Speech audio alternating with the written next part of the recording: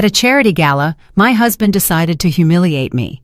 He put a joke item up for auction: dinner with my boring wife. The starting bid? $1.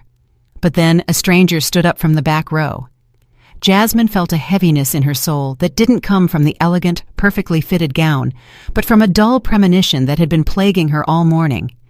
It was the sensation of standing on thin ice, ready to crack beneath the weight of 7 silent years. This nagging feeling of emptiness and betrayal had become her constant companion, an invisible shadow that clung to her even in the brightest moments. The dress, custom-tailored in midnight blue velvet, had been Sterling's choice, not because it suited her, but because it served as the perfect, understated backdrop for his own brilliance. She was the silent, dark pedestal upon which his golden ego could be enthroned. The charity auction, the annual event where his firm, Vanguard Equity Solutions, VES, gathered the city's high society, had always felt more like an obligation than a celebration to her. She sat at her table, the expensive fabric of the dress seeming to choke her, and watched Sterling, her husband. She didn't see the charming department head everyone else admired, but the actor whose mask only cracked for her. "He is just a facade," a cold voice whispered in Jasmine's head. "And you handed him the blueprints for that fake building." He fluttered from group to group like a colorful butterfly. He joked effortlessly, shook hands, and showered women with hollow compliments. His smile was as broad as his limitless ambition, which glittered in his eyes, greedy and cold.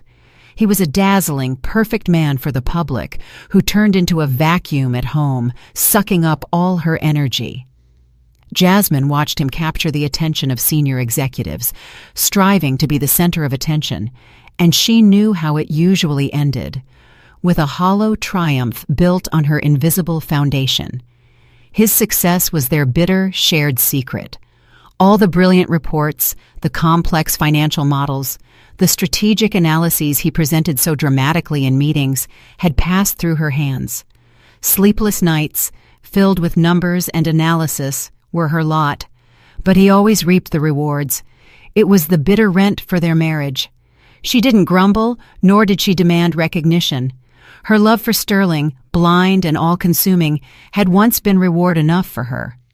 Or had it only seemed that way? In truth, it had been the fear of emptiness, the fear of being nothing outside his shadow.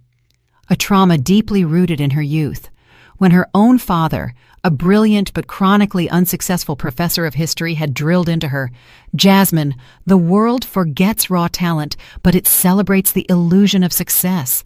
Be smart, but let others shine if you want to survive." This sentence had become her mantra. She had surrendered her light to Sterling because she thought they would survive in prosperity together. She had extinguished her own light to let him shine. Now, looking at his radiant, ice-cold face, Jasmine felt only emptiness, an endless plain in her chest. She was determined to break this invisible pact. The thought of the impending divorce, of the necessity of reorganizing her life, was overwhelming. The ballroom was full, a clamor of voices, the clinking of glasses. Muted music created an atmosphere of light gaiety and ostentatious, almost obscene wealth.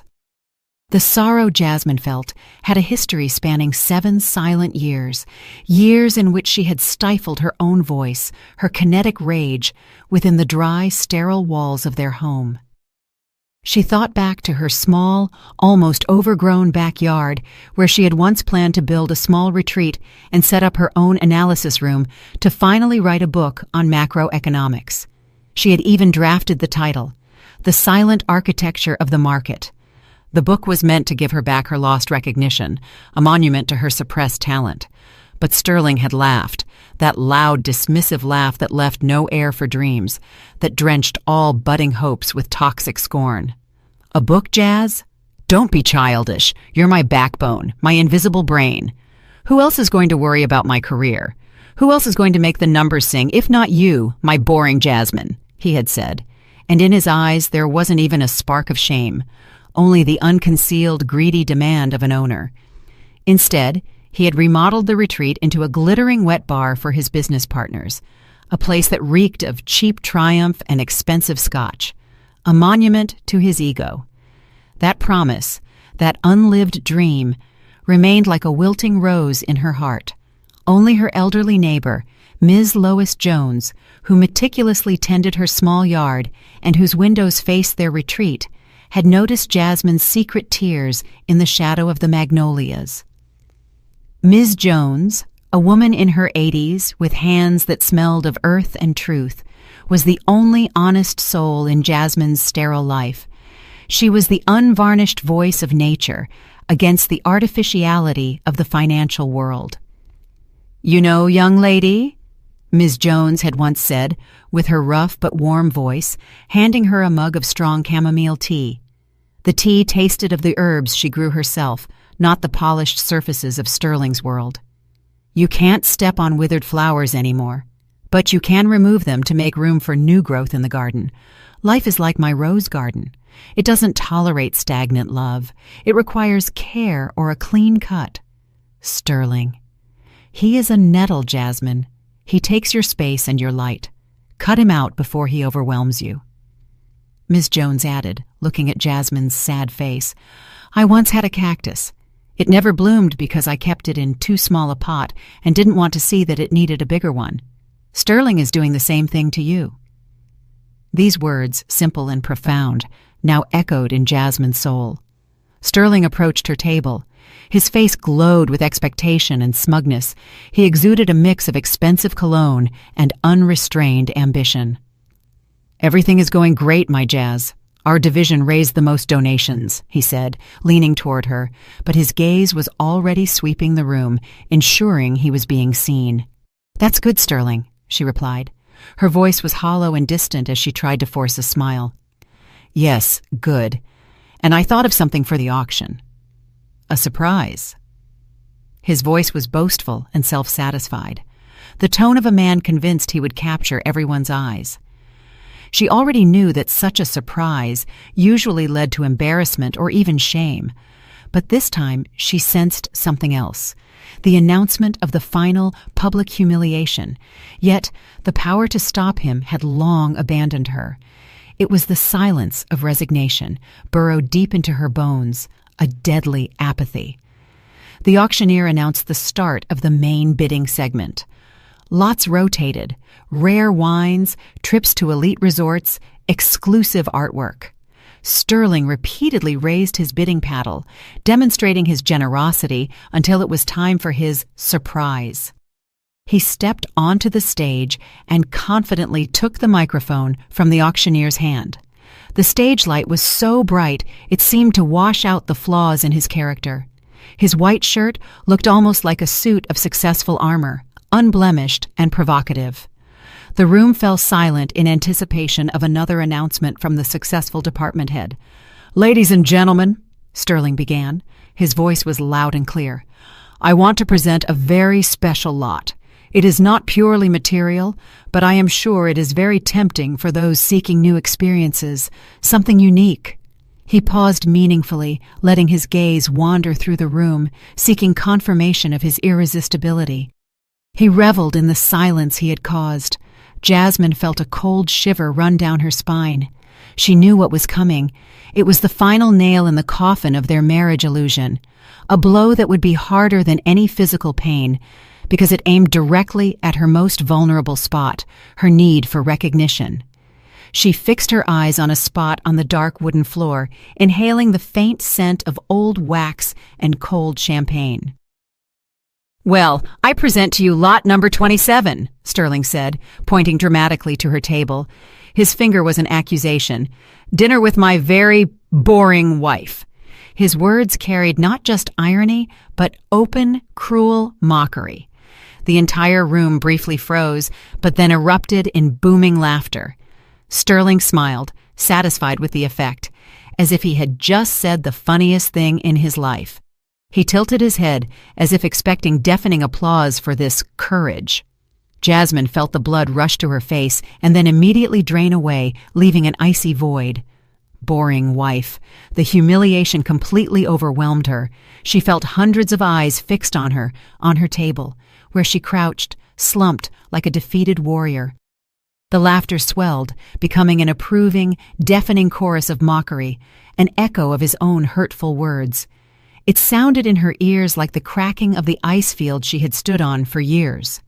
She saw the veiled schadenfreude in the eyes of the women, who had always viewed her as Sterling's competitor, and the contempt in the glances of the men who condemned Sterling for his poor taste. Even the corporate leadership seated at the central tables smiled. No one saw anything wrong with it, just a funny, if slightly reckless joke. Sterling stood on the stage, basking in the glow of the general ridicule that came at her expense. "Starting bid, gentlemen, just $1, Sterling chanted. His voice was lightly laced with scorn. Jasmine closed her eyes. The urge to sink into the floor, to dissolve, was overwhelming. She felt her hands trembling, her heart pounding wildly, a quick, panicked drumbeat. This was worse than all the sleepless nights, worse than all the credit he had taken for her work. It was a public crucifixion, a display of her as something worthless, boring, an object auctioned off for a symbolic price to elevate Sterling's own value. "Oh, $1? Does no one want to spend the evening with such an intellectual conversationalist who so wonderfully prepared my papers?" Sterling continued, his jokes becoming increasingly shallow and inappropriate. The air in the room became stuffy and hot, the scent of fear mixing with the lady's perfume. Tears stung her eyes, but she couldn't let them fall. Her throat spasmed shut, as if she were hanging from an invisible rope. Jasmine clenched her hands into fists beneath the table. Her fingernails dug into her palms. She felt no pain, only rage. Cold, pure, and burning all at once. This was the end of her patience, the end of her blind loyalty. "He has to fall," she thought with a clarity that made breathing easier. "He has to be as humiliated as I am now. This is no longer a divorce. This is my justice." In that moment, something tore inside her. Not like a fine thread, but like a thick, rusted cable connecting her to this man and this life. $5, someone shouted from the crowd. "10, cried another, and the voices merged into a mocking choir. Jasmine looked at Sterling. He looked back at her, but there was no spark of remorse in his eyes, only triumph, the taste of victory. It became clear to her that she had always been just a backdrop for him, a useful tool, an object to be ridiculed to demonstrate his own importance. Suddenly the laughter ceased. The room froze. The silence was so dense one could hear the attendees breathing. From the back rows, where the truly significant, unapproachable, invited guests sat, a tall, imposing man rose. He wore an impeccable dark gray suit that absorbed the light and underscored his authority. His posture was regal, his gaze sharp, cool, and piercing. It was Dr. Silas Thorne, known in business circles as the Architect, a master headhunter, a man who could track down any talent and win it for any company by realigning careers. His presence at the auction was unexpected and honored the event. $100,000, his voice boomed, loud and distinct as thunder in the stunning silence. The amount was monstrous. The number acted like a physical force, stifling the mockery in its infancy. The room was utterly quiet. No one had expected such a turn. Sterling on stage looked dumbfounded. His smug smile had slipped away. His mouth was slightly open. The silence seemed to steal his breath. Dr. Thorne slowly, almost majestically, strode down the aisle, his gaze fixed firmly on Jasmine. Every step was filled with dignity and unwavering self-assurance. The entire atmosphere around him seemed to crackle with electricity. The tension was almost physically palpable. He moved with the controlled calm of a hunter who knows his prey will not escape him. He stopped at Jasmine's table, extended his hand to her, and said in a deep, resonant voice, "Pardon me, Mrs. Vance. Dr. Thorne?" Jasmine looked up at him. There was no pity in his eyes, no curiosity, only respect and a deep, unobtrusive understanding. It was as if he had seen not only her work, but her entire suppressed existence and calculated her true market value. As if in a dream, she placed her trembling hand in his. His touch was firm and cool, but not cold. He helped her stand up. Sensing thousands of eyes on her, Jasmine straightened. The cold rage within her gave way to a razor-sharp, merciless realization. She was no longer a commodity, but a valuable resource, whose price had just risen from $1 to $100,000. "Such talent should not be wasted," Dr. Thorne said loudly, looking at Sterling, who was still standing on the stage with his mouth open, clutching the microphone. "I am bidding here not only for dinner, ladies and gentlemen, but for the intellectual integrity and the priceless labor that this gentleman has just auctioned off for $1. His words were addressed to the entire room, but only Jasmine understood their true, devastating meaning. It hadn't been about a dinner. It was about her invaluable worth, which Sterling had sold for $1. A few weeks ago, when despair had become her constant companion, when every success Sterling claimed for himself echoed in her soul as a screaming injustice, Jasmine had made a decision. In a fit of desperation and vague hope for something better, she had gathered all her work, all the reports, presentations, and analytical evaluations she had prepared for Sterling, even those he had dismissively rejected as too complicated, and sent them to Dr. Thorne, whose reputation as a talent scout she knew. It was her cry for justice, a message in a bottle she had thrown into the ocean of the business world. She hadn't expected a reply. It was more a last act of self-respect, but the answer had come, and now he stood before her like a savior, rescuing her from this humiliation. A savior who had priced her dignity at a figure that overshadowed Sterling's entire career. She had thrown her own lifeline, and he had grasped it. Dr. Thorne gently but firmly turned her toward the exit. The room was still silent, not knowing how to react. Sterling was speechless, immobile. He stared after the departing Jasmine as if seeing a ghost that embodied his own downfall. "We will speak tomorrow morning," Dr. Thorne said softly as they left the room. "Your resignation is already prepared. You just need to sign. This is the last humiliation you will have to endure." He added, "An excellent offer awaits you, Mrs. Vance. A life in which you are no longer a boring wife, but the architect of your own success." Jasmine merely nodded, unable to utter a word. She felt a massive, stony burden fall from her shoulders. The expensive fabric of her dress now felt feather-light. This was not just a walk out of the ballroom. It was the irrevocable exit from her old life, an act of liberation. Outside, a cool, fresh autumn wind blew, driving the stale smell of wealth and vanity from her lungs. She inhaled deeply.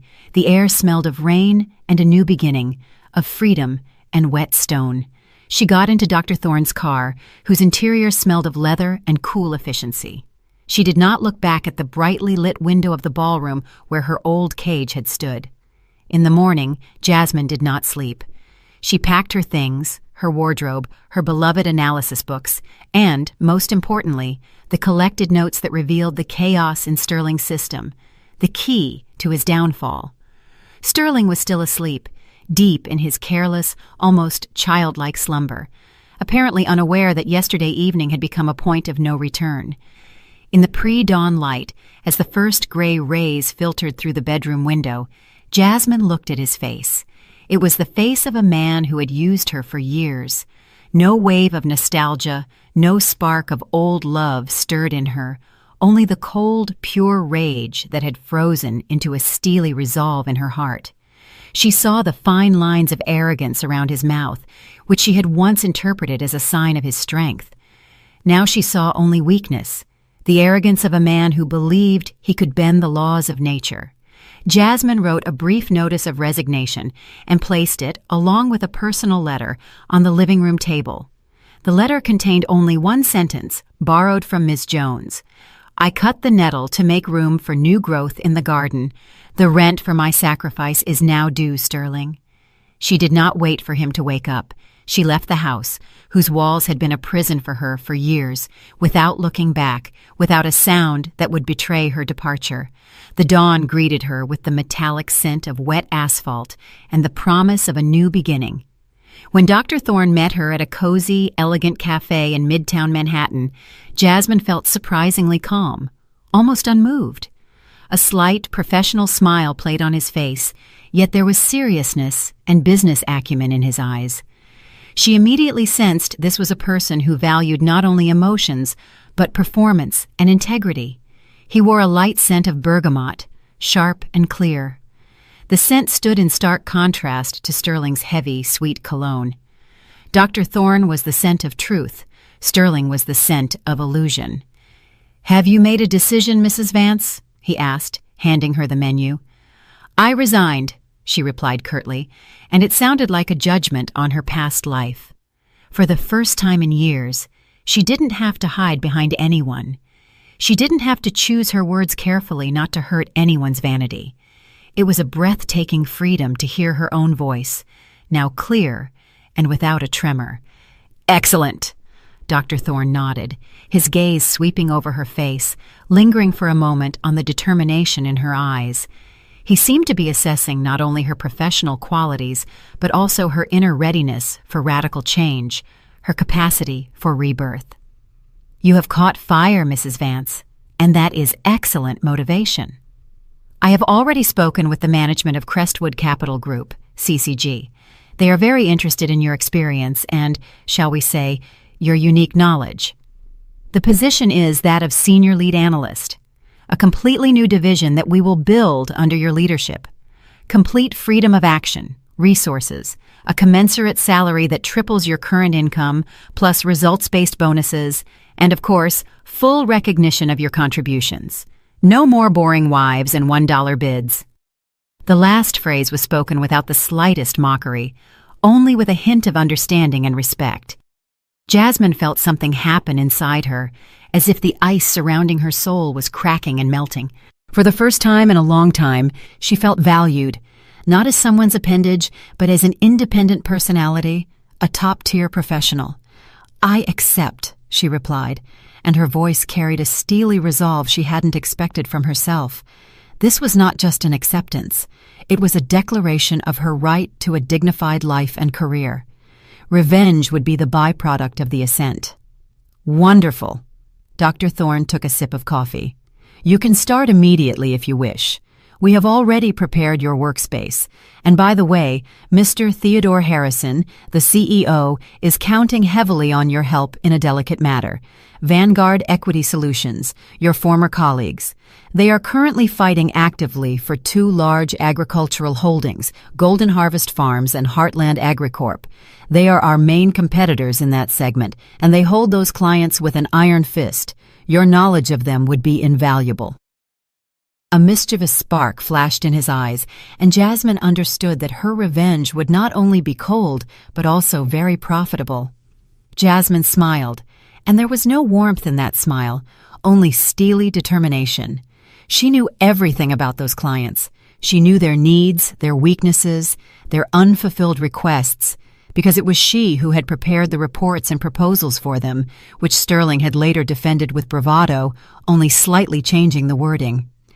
The architecture of his career was now in her hands, ready for demolition. Her first days at Crestwood Capital Group were like a bath in the clear, cold sea after years in a stuffy, warm room. Her new office was a temple of functionality, minimalist with lots of glass and a panoramic view of the harbor where the large ships lay, a symbol of the wide world of possibilities. She enjoyed the clean space, smelling faintly of fresh paint and polished wood. There was no stuffy air of Sterling's ego here, and no trace of his dominant cologne. Here, there was only her performance. Dr. Thorne, who now proved to be a true mentor, not only introduced her to her duties, but also fostered her visions. "You have a gift, Mrs. Vance," he told her once during a meeting where she presented a complex risk assessment. "You don't just see the numbers. You see the people behind them and the mistakes that arise from arrogance and complacency. Use that knowledge. See it not as revenge, but as strategic justice, the payment for your suppressed creativity.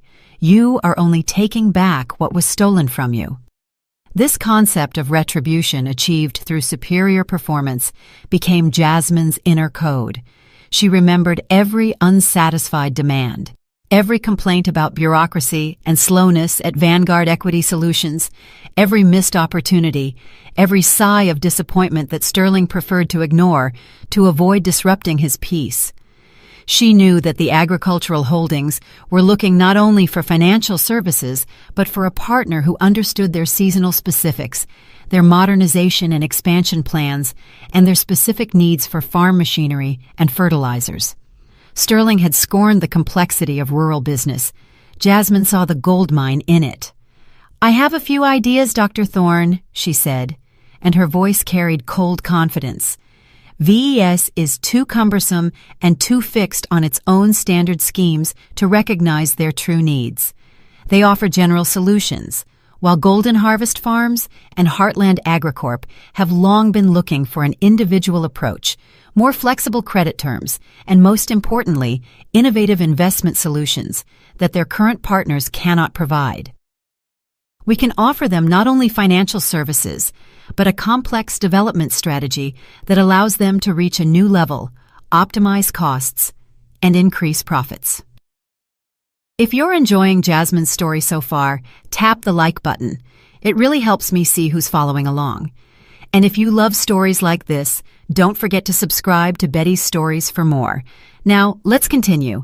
Jasmine's real transformation is just beginning. The next day, to the surprise of colleagues at Vanguard Equity Solutions, Jasmine's first stop was the Human Resources Department. "Mrs. Vance, did you need something?" asked the HR director, Ms. Renee Jackson, visibly surprised by her early visit. Her look was full of curiosity and slight concern. She was holding a lavender stress ball, trying to cope with the stress prevalent in Sterling's division. "I have submitted my resignation," Jasmine said firmly, handing her a folded sheet of paper. There wasn't the slightest shadow of doubt on her face, only the calmness of absolute certainty. Ms. Jackson took it, scanned it, and her eyebrows shot up in astonishment. "But why? You are a valuable employee, and Mr. Vance, he is counting on you. The quarterly report is due soon, you know that. We are paralyzed without you." Genuine concern for the company, not for Sterling, resonated in her voice. "I ask that the formalities be completed as quickly as possible," Jasmine interrupted, as she did not wish for discussions or justifications. "I don't require any transition period or other formalities. The resignation is by mutual agreement." She knew her rights, and her determination was unshakable. Faced with her stubbornness, Ms. Jackson merely shrugged. "All right, I will forward it to the management, but I think Mr. Vance will be very, very upset." The anticipation of impending disaster was in her words. Jasmine said nothing, only nodded, and left the office. She felt free, as if heavy, invisible chains had fallen from her hands. The doors of the prison were now closed behind her. Sterling woke up late, with a slight headache and a feeling of vague unease, like cats scratching at his soul. The sun was already high in the sky, illuminating their bedroom unusually brightly, where Jasmine's usual morning hustle was absent. The house smelled cold and empty. The familiar scent of freshly brewed coffee and Jasmine's light citrus perfume was gone, replaced by the stale odor of last night. He smelled his own failure. He went to the kitchen, expecting to see her, but she wasn't there. A carefully sealed envelope lay on the table. He opened it, read the resignation and the letter. It was short, emotionless, informing him of her departure and her desire to cut off all contact. No explanations, no accusations, just the dry, unmerciful statement of fact. The absence of any emotion was Sterling's worst accusation. "What the hell?" he muttered aloud. His voice sounded alien in the empty apartment. "Is she kidding? Is she offended by that stupid joke?" But it had only been a joke, a small display of his public dominance. His brain refused to accept the reality and tried to reduce everything to a small argument, to childish resentment. He couldn't even recall the events of last night precisely. Alcohol had fogged his memory, but the phrase "boring wife" and the mocking laughter of the room surfaced in fragments, causing only irritation, not remorse. Sterling tried to call Jasmine, but her number was unreachable. He was furious. How could she do this to him? Abandon him at the most important moment? The quarterly report, which was crucial for his career, was not finished. All his essential analytical evaluations, charts, forecasts, all of it was in Jasmine's head, in her notes, in her talent that he had utilized so skillfully without ever giving a thought to the fact that it was her work. It suddenly and devastatingly dawned on him how heavily he depended on her inconspicuous, diligent work. This realization hit him like a punch to the gut. The panic began. It was the fear of the man whose training wheels had been taken away. When he arrived at work, Sterling rushed straight to his computer, trying to navigate the files Jasmine had managed. Opening one folder after another with names like VSCO3 2025 Quarterly Report, he found that many were password protected, and others were in a state that made them impossible to understand without her explanations. These were not just spreadsheets, but complex interweavings of data, drafts of future models that were just a chaotic set of numbers to him, meaningless and alien. Panic began to constrict his throat, an icy lump that squeezed his lungs. He felt as if he were lost in a deep, dark forest where every step could lead to an abyss, and the compass and maps remained in the hands of the person he had thoughtlessly driven away. The smell of the office, once the scent of his triumph, now smelled of paper and impending bankruptcy. "Ms. Jackson, has Mrs. Vance really left?"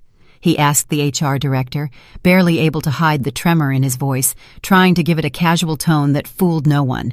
He was sweating cold. "Yes, Mr. Vance, the resignation has been signed. She won't be here today. By the way, she requested all documents by mutual agreement to waive the notice period," Ms. Jackson replied dryly, closing her folder and turning away. To her, he was just another tyrant who had lost a valuable employee. "But why? Because of yesterday? It was just a joke. And the report?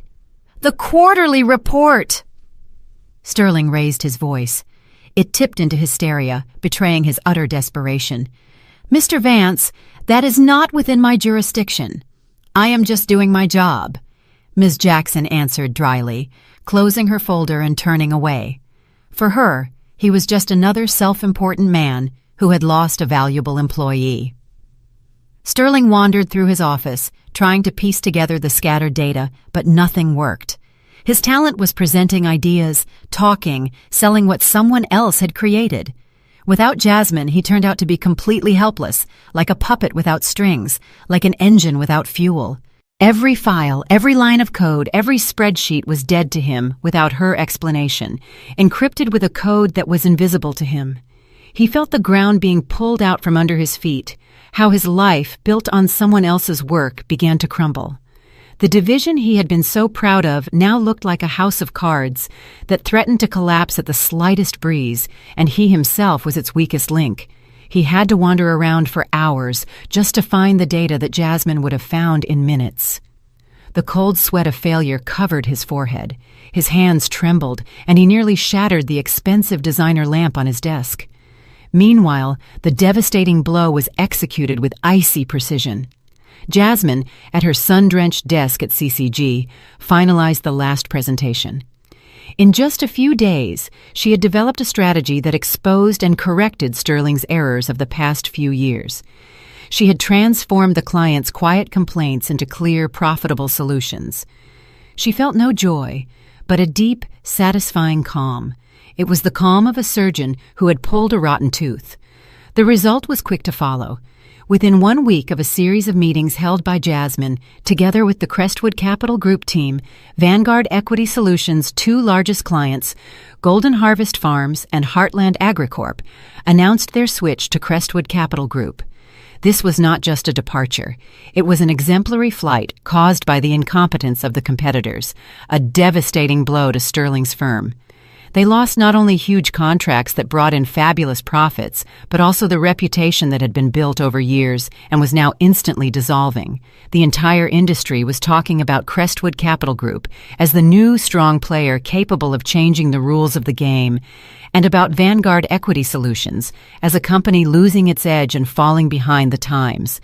Sterling became synonymous with a department head who had sold his company's brain for $1. Panic erupted at Vanguard Equity Solutions. Chaos reigned in the finance division, which Sterling couldn't control. The numbers didn't align. Forecasts collapsed. Investors began to worry. Sterling, unable to complete the quarterly report, wandered between divisions, trying to shift the blame onto everyone but himself. His face was pale, his eyes glittered feverishly from lack of sleep and stress. He barely ate. His clothes hung loosely on his body, once so impeccable. He lost the aura of his former success within days. "How can this be?" he roared at his subordinates, gesticulating wildly. "Don't you see that that we have problems? Where is the data on these clients? Why did we lose them? Why couldn't anyone keep them?" He searched for culprits but found only confusion and helplessness in the eyes of his employees. But his subordinates could only shrug. Without Jasmine's system, without her analytical acumen, they were lost. Her absence felt like the amputation of a vital organ. His division was paralyzed, and without his right hand, Jasmine, he had accomplished nothing. The news of the loss of the key clients was the final straw. He felt the office walls closing in, his lungs unable to draw enough air, as if he were suffocating on his own failure. He had to lean on the office doorframe to keep from collapsing. The call from his boss, Mr. Theodore Harrison, was short and sharp, sounding like a death knell. There was not the slightest shadow of former politeness in his voice, only cold fury. "Mr. Vance, get up here immediately, and don't try to invent another excuse. I need facts, not one of your fairy tales." Sterling entered his boss's office, feeling his legs turn to jelly. Every step was heavy, as if he were walking through quicksand. Mr. Harrison sat at his desk. His face was stone, his eyes flashed with disappointment and anger. An ominous folder with the Crestwood Capital Group logo lay on the desk, all too familiar, like a brand of shame. Beside it lay papers with the contracts from Golden Harvest and Heartland Agricorp, but already with different stamps, different numbers, and a completely different degree of elaboration. The room smelled of cold coffee and bitter defeat. "What is going on here, Mr. Vance?" Mr. Harrison said. His voice was deep and menacing, like the harbinger of a storm that had already broken. "We have lost 2 of our largest clients. 2. That is losses in the tens of millions that you have inflicted on the company. Those are reputation losses that no money in the world can measure, and they have undermined the trust of our partners. Can you explain this? I expect a reasonable explanation. No more empty phrases." He looked at Sterling with a piercing gaze that seemed to bore right through him. Sterling began to mumble something about unfair competition, about a difficult market situation, about Crestwood Capital Group engaging in dumping, but his boss interrupted him abruptly, almost shouting, and slammed his fist on the table. The impact made the cup on the desk rattle. "Enough, Mr. Vance. That is a lie, and you know it. Look at this." He shoved the folder sharply across the desk. It slid across the polished surface directly into Sterling's hands, like a venomous snake dragging him into the abyss. "This is your strategy report, the report you presented to our former clients. This is not dumping. This is brilliant analysis. This is a strategy that considers every little detail, every nuance that you had no idea about. Do you recognize the handwriting?" Sterling took the folder. He flipped through the pages, and his eyes widened in horror. Charts, analytical evaluations, even the phrasing, the specific turns of phrase he had so often heard from Jasmine but ignored, all of it was painfully familiar. This was a report that only Jasmine could write. Her unique style, her precision, her profound knowledge of financial processes. It was her work, her soul, her talent, now working against him, against the company that had humiliated her, against his own once successful career. That's impossible," he gasped, feeling a lump rise in his throat, preventing him from breathing. "It is possible, Mr. Vance, and more than that, it is a fact. You lost a key employee, a person who, as it turns out, did all the work for you. All your brilliant reports, all the successful presentations, all your strategic decisions, that was her work. And now that person is working for our competitors, using her knowledge of us to destroy us." Mr. Harrison's voice filled with rage. His face was red with indignation. "You completely ruined her division. You put the company in jeopardy. Without her talent, Mrs. Vance could have made millions for us. But with you, she led us into the red. You let her go. You made a public mockery of her in front of the entire company, and she turned out to be the only one keeping your pathetic division afloat. You didn't just lose an employee, you lost the company's brain. The price of your joke was the collapse of your entire career."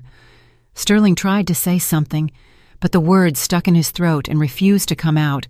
His humiliation was complete and total. He understood that it was pointless to argue, that every word he spoke would just be an empty sound. All his schemes, his assumed merits, his lies, all of it collapsed in an instant, like a house of cards he had so carefully built on foreign shoulders, on foreign talent. "I have made a decision, Mr. Vance," Mr. Harrison said. His voice became cold and official, like it was carved in stone. "You are terminated for repeated incompetence, for the loss of a key employee, and for causing colossal damage to the company's reputation and financial standing. Your position is already being filled by someone else who is hopefully not as foolish and self-satisfied. You can pack your things and leave the premises within 1 hour. Access to the system will be blocked immediately. And Mr. Vance, you can forget about any references. Your career in this industry, at least in this city, is over." Sterling's world collapsed. He left his boss's office as if in a trance, feeling invisible to everyone. Every step was heavy, as if he were walking through quicksand. Colleagues, normally so friendly and flattering, now turned away, avoiding his gaze. He heard muffled whispers, saw the contemptuous glances they threw at him. No one wanted to look at a man who was in the spotlight yesterday and was broken today. He, the successful department head, the pride of the division, was now a nobody, an outcast, a man who had lost everything: his career ascent, his social status, his reputation. Everything crumbled to dust in one evening because of one stupid, cynical decision, because of a single humiliating joke. Returning to the empty apartment, Sterling felt a sharp, burning pain in his chest. He had lost not only his job, not only the money, but also Jasmine, his foundation, his support, the person who had made him successful, who had been his invisible brain. Loneliness had moved into his house. The apartment, which had once been enlivened by Jasmine's quiet presence, now smelled of must and stale air. The whole house seemed to condemn him. Sterling wandered through the rooms. He saw the empty space in Jasmine's closet where her elegant dresses had hung, and felt a wave of shock. He had not just been left, he had been erased. He went to the backyard and saw the wet bar he had built, his place of ego. It was cold and still. The coldness crept into his bones. Miss Lois Jones stood at her fence pruning her roses. Their eyes met. She did not nod to him, but only looked at him with a gaze so infinitely sad and reproachful that it almost choked Sterling. It was the look of a judge who had long since passed his sentence, based on the growth and decay she had observed over the years. He turned and fled into the protective darkness of the house. A paralyzing silence reigned in the apartment, which had once seemed pleasant to him, but now pressed against his temples, screaming of his loneliness, of his complete and unconditional failure. He dialed her number again and again, but only heard the indifferent voice of the answering machine. "The subscriber is currently unavailable." Again and again, pointlessly. She had burned all the bridges. He tried to fill the voicemail, pleaded, apologized, but it was all too late. He tried calling mutual acquaintances and friends, those he counted as his circle, but no one answered or they replied evasively. "Sterling, well, you understand the situation is kind of awkward. You messed it up yourself," one mumbled, and Sterling heard not sympathy in his voice, but hidden schadenfreude. "Sorry, I'm really busy. Truly don't have time right now," another quickly replied. And Sterling understood that he was no longer the successful Sterling, but just Sterling, whom no one needed. His reputation was destroyed. No one wanted anything to do with a man who had so betrayed his company and humiliated his wife. His image as the successful Sterling was trampled, and in its place remained only a broken shell. He had learned the bitter lesson of social decline. Sterling sat in the empty apartment, surrounded by a silence louder than any scream, any accusation.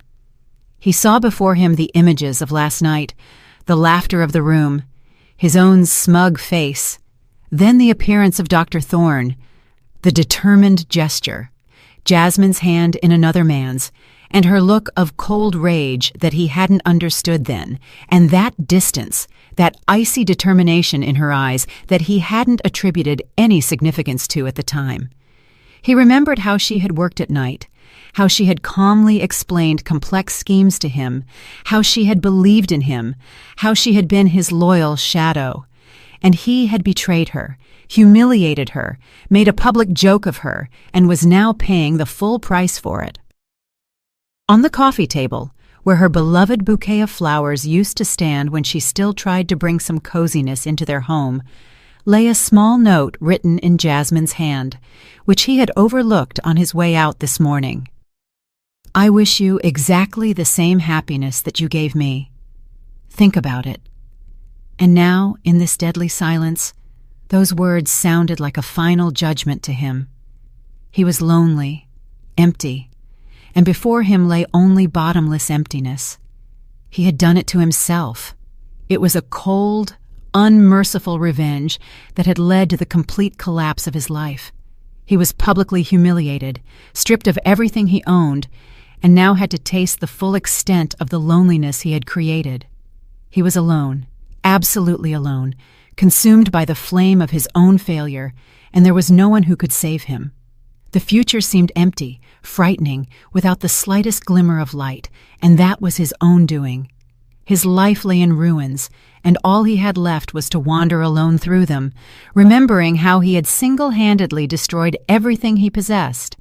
He, Sterling Vance, the man who made a career, now had nothing left. And that was only the beginning of his suffering, the cold, final lesson about the true value of love and respect. 2 months later. The autumn had turned into a clear, frosty winter. Jasmine sat in her new office at CCG. She was the architect. Her team was loyal, her success undeniable. The name Vance, once linked to Sterling, was now only synonymous in the industry with her precision and strength. The scent of polished wood, clear glass, and freshly brewed, strong espresso filled her room. She had rented a small, modest apartment with a balcony overlooking a small park. The furniture was simple, but it was hers alone. No expensive velvet, no stifling expectations. One Saturday afternoon, she drove back to her old house, not out of nostalgia, but to settle one last matter. She needed the final boxes of her professional books that Sterling had put in the garage. As she parked her car on the roadside, she saw Miss Lois Jones in her yard. The old woman was deep in her work, surrounded by a sea of dry leaves and the bare branches of the roses.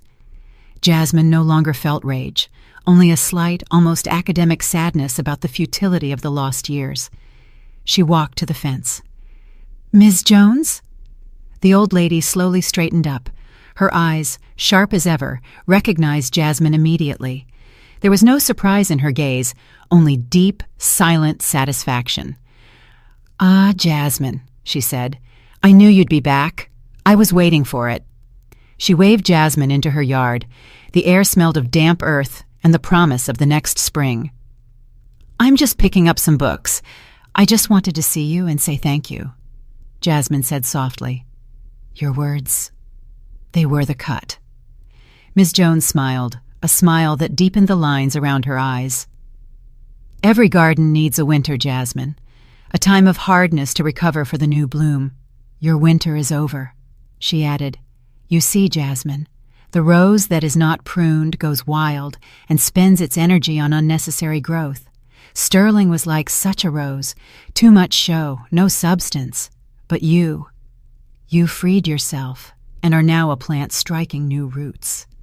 She pointed with her rough, work-worn hand to a spot in the yard.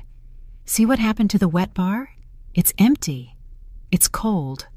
"Yes, Sterling is no longer here," Jasmine said. "He lost everything." "That is the law of the garden, Jasmine.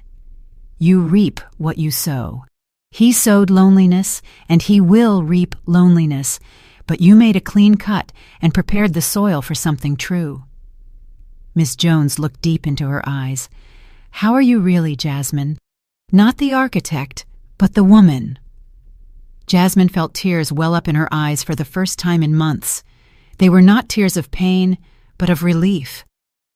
I am alone, but I am not lonely, she whispered. I have my work, which is mine, and for the first time I have found my own worth. I am building my own foundation, and it is stable. That is the rebirth, Ms. Jones said, placing a hand on her arm, a touch that was surprisingly firm and warm. Don't forget, young lady, the greatest happiness is being your own gardener. Tend your new roots. Revenge is just the necessary weeding. Life is the growth that follows. Don't be afraid of the cold earth, Jasmine. It is the cradle of life. Jasmine nodded. She understood. The liberation was not losing Sterling. The liberation was discovering her own strength. With a smile that was deep and genuine this time, she said goodbye to the old gardener and walked toward the house. She felt the cold wind, but now it seemed to cleanse her soul instead of freezing it. She was the architect, and she was the gardener. Her new life had just begun. 3 years later, the legacy of Justice Jasmine, now known as Dr. Jasmine Reed, stood on the stage of the annual Financial Congress. She no longer wore midnight blue velvet, but a gray pantsuit that radiated authority but didn't stifle. She spoke not about numbers, but about the architecture of stable success, a philosophy she had established at CCG herself. Her voice was clear, her presence undeniable. She was the woman whose talent had changed the game. After her presentation, as the applause subsided, Dr. Thorne approached her. Brilliant, Jazz. We are proud. That is the true revenge, superiority, not destruction. The destruction came by itself, Jasmine replied softly. I just reorganized the building blocks. She had heard about Sterling. He had never gotten back on his feet after his termination. He worked as a consultant for small, obscure firms, struggled with debt, and desperately tried to call his old circle of acquaintances.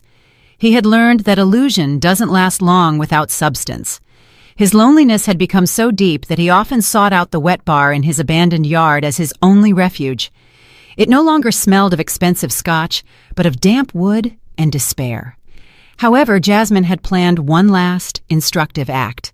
With her new, more than 3 times higher salary, she bought back the house that Sterling had to sell because of his debts.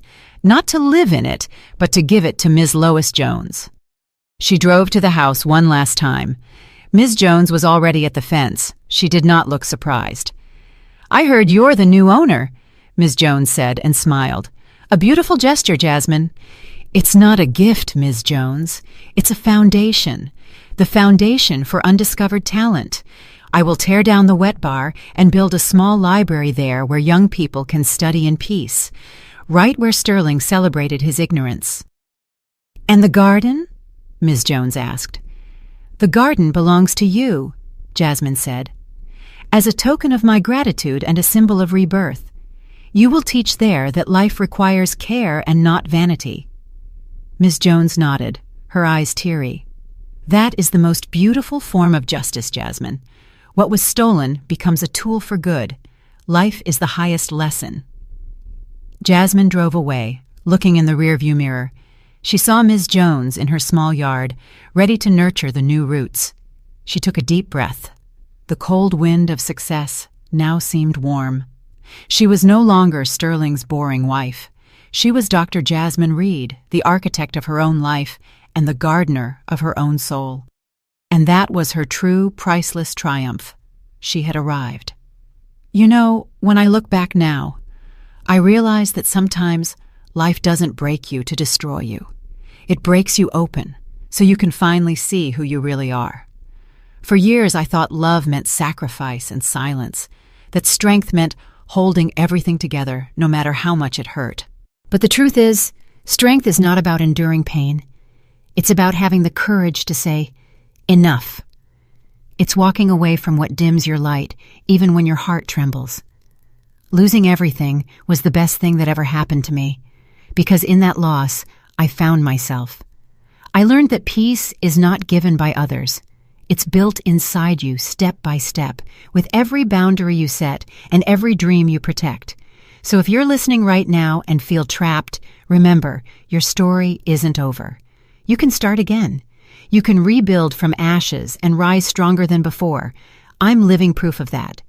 If you agree with me and liked my story, show it by giving this video a like. Let's see how many of us are out there. I'm really curious, from which city and at what time are you listening? Write it in the comments, and if you'd like to support my journey, you can send me a small donation. Thank you for listening and for sharing your precious time with me. For more life stories like this, check out the other videos on my channel and subscribe. On the screen, you'll see 2 new life stories I'm sure will touch your heart. Click one and start listening right away. With love, Betty.